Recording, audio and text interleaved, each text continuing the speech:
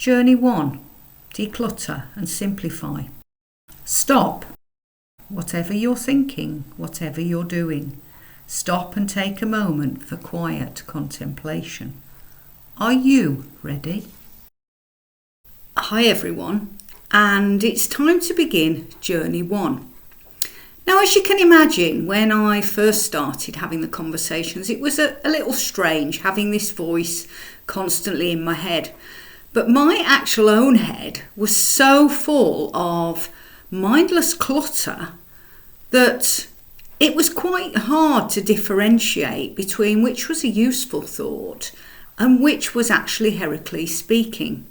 And that's when the voices began to appear differently, either very gentle and very calm, or very stern and very almost ordering me to do things. But I was ignoring those voices. I suppose it's easy to dismiss those little voices, isn't it, that comes to give us a little nudge in the right direction. Our intuition. We often ignore those voices, and I certainly wasn't hearing what was being said to me. And even though I'd started to think, I'm having all these thoughts, it still didn't occur to me that I could do something about them. Until one night I was lying in bed thinking, well, I actually don't feel any differently now. I've been doing this now for a long time, writing these words down, typing them up, but nothing's happening for me. And as I lay there in the darkness, there appeared at the bottom of the bed my dad. Now, Dad always came through very gently, very kindly, but on this particular occasion he sat there with his arms folded with the stern look on his face, as if I'd done something wrong, so I knew I was in trouble immediately. And Dad spoke to me and said, well, this won't do, my girl. What do you think all this is about? Why do you think you're getting all of these words? And I just looked at him and went, well, to help other people. And he said, but don't you think that they're to help you? I suppose they are, really. He said, you're having all these thoughts. They're going crazy in your mind. Heracles is giving you the answers that you're seeking. Isn't it about time you sat up and took note? At which point I thought, well, yeah, probably it is, really. He left me with some nice gentle words, as he always did, of how much he loved me and how proud he was of me. But it made me think. So I'd like to ask you now, is your mind full of past scenarios, the could-haves, the should-haves, the ought-to-have-dones, that if only I'd said this or done that? We cannot go back and change the past. We can change our perception of it, and that's what I'd like to invite you to do. Now, what about the future? Are you planning incessantly for next week, next month, next year even? Now, if the pandemic of the 2020s has taught us anything, it's that we don't know what's around the corner. And how often do we plan out in our mind, oh, I'm going to meet so-and-so. I'm going to talk to them about the things I regretted. Now I'm going to say this, and they're going to say, oh yes, I agree with you, or I don't agree with you. How can we possibly know? We can't. We have no idea how someone else will respond.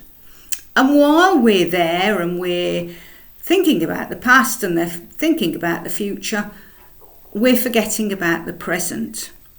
Very briefly, recall those questions I asked you a little while ago. What are you constantly thinking about? What are you worrying about? Are you worrying about yourself, or are you worrying about someone else? Something that you actually can't do very much about. Just stop for 30 seconds and ponder on what goes round and round in your mind. I had a realisation that something was beginning to stir. This was the help that I'd been crying out for. These were the words that I needed to pay attention to. I needed to quieten my mind. I was ready to alter my perception. But actually I had no awareness that I could even do anything about these thoughts that were going over and over in my mind, or even if I could actually do what I was going to be asked to do. The mind is extraordinary and complex. When the mechanism overflows with trivia, there is no space for contemplation or reflection. You're receiving this guidance for a reason. Bring your attention to what it's saying to you. Digest the words that are sent to help you and return to everyday life with renewed vision. Okay, so now I knew that my mind was full of chatter. I knew I had loads of thoughts going round and round from the past and the future. I was aware to a point of what was happening at this moment in time. I was aware of what I was worrying about, but I had no idea actually what I was going to do to let go of those thoughts. And the first thing that I was given was called a focus exercise. Now I'm actually going to record the 5 minutes that I want you to work on with me for this exercise. And there's nothing that you're going to need to do it. You can just find one object. And that object can be as simple as a pen, or it can be something as beautiful as a lovely crystal or this lovely pyramid that I've got here. It doesn't matter what the object is. The objective is to realise that when you start to focus on something, just for 5 minutes, that's all it's going to be, that time will pass very quickly. And while you're paying attention to something else, your mind works in a different way and becomes quieter.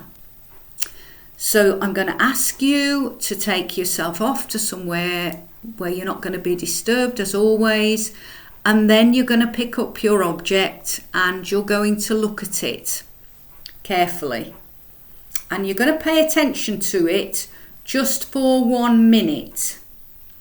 Now I know sometimes we have an impairment in one of our senses and a different sense takes over. So maybe if your eyesight's not as good, then you can feel the object and see what you can sense about it. So 1 minute of seeing or a different sense. You're also going to touch it for another minute and pay attention to any textures that are on it. It's amazing what you can find when you start to look at something and feel it. There's a little area here where it's ridged. Now it's not something you'd pay attention to, but when you're actually feeling it, then you do focus on it. Then you're going to sit and you're going to close your eyes and you're going to just hear the sounds that are around you. Pay attention to anything else that's happening nearby. You're going to look out for any smells.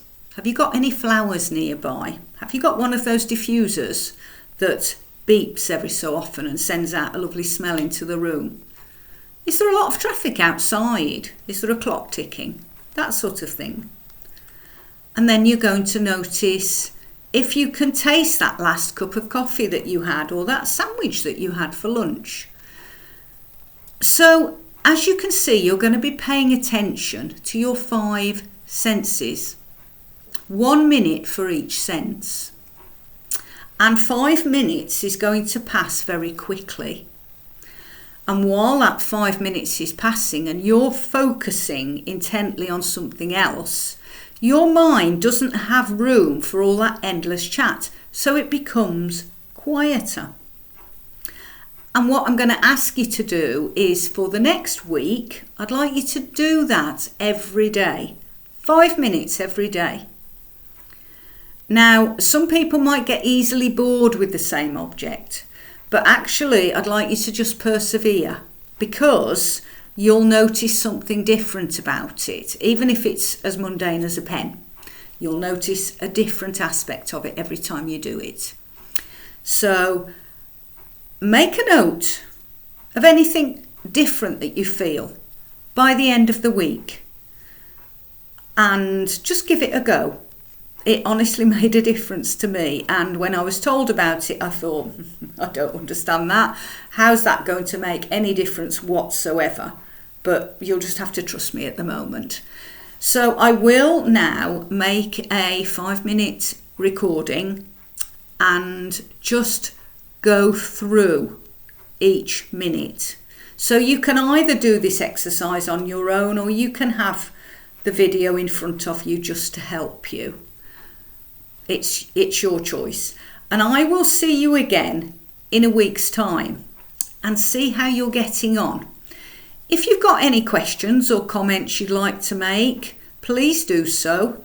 It's always nice to know whether actually what Heracles gave me is helping you. Make time for clearing the thoughts. Make space to work out what's important. Welcome the random thoughts that pop into the mind, for then they can be dealt with and discarded. Become open to what is presented from the universe. So I'm going to leave that with you now, and I will see you again very soon. Bye for now.